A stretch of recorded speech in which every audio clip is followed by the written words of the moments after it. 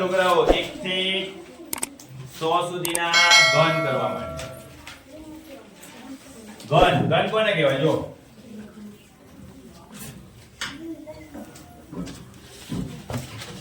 ધ્યાન રાખજો અહીંયા ડિમ્પલ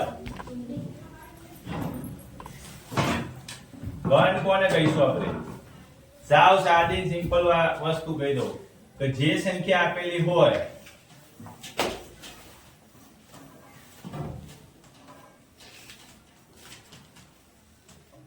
તે જ સંખ્યાને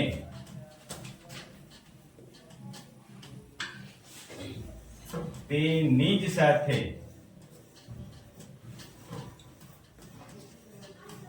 3 વખત ગુણાકાર એટલે એને શું કહેવાય ઘન દાખલા તરીકે વંચાય કેમ અને લખાય કેમ જો ભાઈ ધારો કે હું અહીં ઉદાહરણ આપું છું કે 3 નો ઘન આવી રીતે લખાય બેનો અહીં જોજો આ લખાય વંચાય કેમ તો કે 3 નો ઘન આમ વંચાય થાય કેમ તો 3 નો ઘન કેમ થાય તો કે 3 ગુણ્યા 3 મેં પહેલા જ કહી દીધું તમને તો જે પણ સંખ્યા આપેલી હોય એ સંખ્યાને 3 વખત એની સાથે જ ગુણાકાર બરોબર શું કીધું મેં તમને કે જે પણ સંખ્યા આપેલી હોય એ જ સંખ્યાનો 3 વખત એની સાથે જ ગુણાકાર તેને કહેવાય ઘન ચાલો આપણે આગળ જોઈએ કે ભાઈ 1 થી 10 સુધીના ઘન લખી બધાને આવડે જ છે મને કહેજો કેમ કરે 1 નો ઘન 1 ગુણ્યા 1 ગુણ્યા 1 2 નો ઘન 2 ગુણ્યા 2 ગુણ્યા 2 એટલે કેટલા થાય 8 3 નો ઘન 3 ગુણ્યા 3 ગુણ્યા 3 કેટલા થાય 27 4 નો ઘન ભાઈ બોલજો આવડે બોલવાનું છૂટશે 5 નો ઘન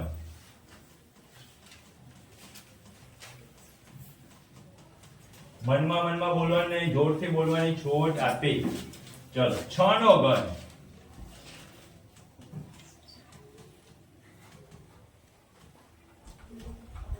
ચાલો 7 નો ઘન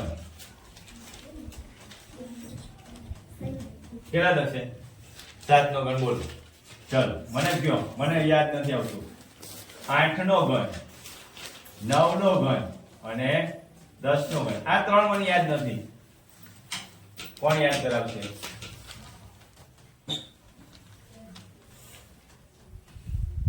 આ મેં તમને લખાવ્યું હતું 343 આ લખાવ્યું હતું મેં તમને 512 આ લખાવ્યું હતું તમને 729 અને 10 નો ઘન તમને શું લખાવ્યું હતું મેં 1000 ચલો 7 નો ઘન છે ને 343 6 નો ઘન 216 બરોબર આ યાદ રાખી લેવાનું આની કોઈ પેટર્ન ના હોય આની કોઈ રીત પણ ના હોય આ તમારી યાદ જ રાખી કેમ આપણે 1 નો વર્ગ 1 2 નો વર્ગ 4 3 નો વર્ગ 9 6 ન થાય બરોબર એ યાદ રાખી લીધું એવી જ રીતે આપણે શું યાદ રાખી લેવાનું 1 થી 10 સુધીના ઘન યાદ જ રાખી લેવાના બરોબર હવે જો 11 થી 2 અંકના ઘન કરવા માટેની પેટર્ન 11 નો ઘન કરવો છે તો આપણને ખબર છે કે 11 ગુણ્યા 11 આમ લખાશે કરાય નહીં કોઈ દિવસ જો આમ કરવા જાઓ તો તમારે ઘણી બધી ભૂલ થાય પણ ફટાફટ 11 નો ઘન કરવો હોય તો એક પેટર્ન છે જો પહેલા 1 નો ઘન એક વખત વર્ગ બીજાનો વર્ગ અને પાછો ઘન કરો ઘન 1 નો વર્ગ 1 ગુણ્યા 1 એટલે 1 જ થશે બરોબર આનું ડબલ કરીને લખો અને સીધો જવાબ આ થઈ ગયું 11 નો ઘન બે આંકડા માટે પેટર્ન તમને લાગુ પડશે એમાં થોડા સ્ટેપ યાદ રાખવાના થોડું સ્ટેપ જો ફરીથી 12 નો વર્ગ કરવો હોય તો યાદ રાખો, આ ખાલી તમને યાદ રાખવા માટે લખાવું છું કે તમે લઈ લો a ના એક કહી દો અને b ને શું કહી દો 2. જોજો આ વસ્તુ યાદ રાખો સૂત્ર પ્રમાણે કે એક વખત ઘન કરો, એક વખત a નો વર્ગ કરીને b સાથે ગુણાકાર કરો, એક વખત a નો b ના વર્ગ સાથે ગુણાકાર કરો અને છેલ્લે b નો ઘન કરો. કેમ થાય જો a એટલે 1, a એટલે 1, b એટલે 2, a એટલે 1 અને b એટલે 2. વચ્ચે કઈ ના લખો ને ત્યારે શું સમજવાનું તમારે કે ગુણાકાર છે જ. આનું સ્ટેપ પૂરું કરો, અહીંયા આનું સ્ટેપ પૂરું કરો. 1 નો વર્ગ 1 ગુણ્યા 2 એટલે 2, 1 ગુણ્યા 2 નો વર્ગ એટલે 4 એકા 4 અને 8. હવે શું કરવાનું? ડબલ કરવાના. કોના? વચ્ચેના બે આંકડા છે ને એના જ. તો 2 નો ડબલ 4 અને 4 નો ડબલ 8. સીધો સરવાળો કરો. અહીંયા 6 થશે, અહીં કેટલા થશે? 8 ને 4 12 થશે, અહીંયા 8 થશે અને 1. હવે જવાબમાં ધ્યાન રાખવાનું, આનો જવાબમાં આઠડો, આનો બગડો, આ એકડો ક્યાં જાય? આગળ. એટલે 6 ને 1 7 અને અહીંયા કેટલા થશે? 1. એટલે 12 નો ઘન કેટલો થાય? 1728. કેટલા થાય? 1728. હવે આ વસ્તુ સમજવા માટે મેં લખી હતી, એને આપણે ભૂલી જઈએ અને ડાયરેક્ટલી મોઢે 13 નો ઘન કરીએ. શું કરીએ? અહીંયા પણ ભૂલ છે ને, આનો ઘન કરો. હવે શું કરીએ? 13 નો ઘન. સીધે સીધો જો ફટાફટ યાદ રહી જશે. પહેલા 1 નો ઘન, 1 ના વર્ગ સાથે 3 નો ગુણાકાર, 1 નો ગુણાકાર 3 ના વર્ગ સાથે અને 3 નો ઘન. એ પ્રક્રિયા કરી નાખો. 1 નો ઘન 1, 1 નો વર્ગ 1 ગુણ્યા 3 એટલે 3 અને 3 નો વર્ગ 9 ગુણ્યા 1 એટલે 9, 3 નો ઘન 27. વચ્ચે વાળા બે જે આંકડા છે એને ડબલ કરો, 6 અને 18. હવે એનો સરવાળો કરો, 1 9 અને 27 અને 27. હંમેશા જવાબમાં એક જ આંકડો ઉતારવાનો, 7. બીજો જે દશક વાળો આંકડો છે એને આગળ આપી દો. 27 2 29 થશે. કેટલા થશે? 29. 27 + 2. હવે નવડો આપી દો નીચે, બગડો આગળ આપો એટલે 9 અને 2 કેટલા થશે? 11. એટલે એકડો નીચે આપો 1 અને પાછો એકડો આગળ આપી દો એટલે 2. એટલે 13 નો ઘન શું થાય? 2197. 2197. હજી જો છેલ્લે જોઈ લો, પછી 15 થી તમારે જાતે કરવાનું. 14 નો ઘન કરો. શું કર્યું ભાઈ? 1 નો ઘન, 1 નો વર્ગ ગુણ્યા 4, 1 ગુણ્યા 4 નો વર્ગ અને 4 નો ઘન. જોજો ધ્યાન રાખજો, 1 નો ઘન 1 નો વર્ગ 1 જ થાય, 4 એકા 4 નો વર્ગ 16 થાય, 16 એકા અને 4 નો ઘન 64 થાય. ડબલ કરવાના, 8 અને આ 32. જવાબ ઉતારો નીચે. 64 એમને એમ ઉતરી જાય.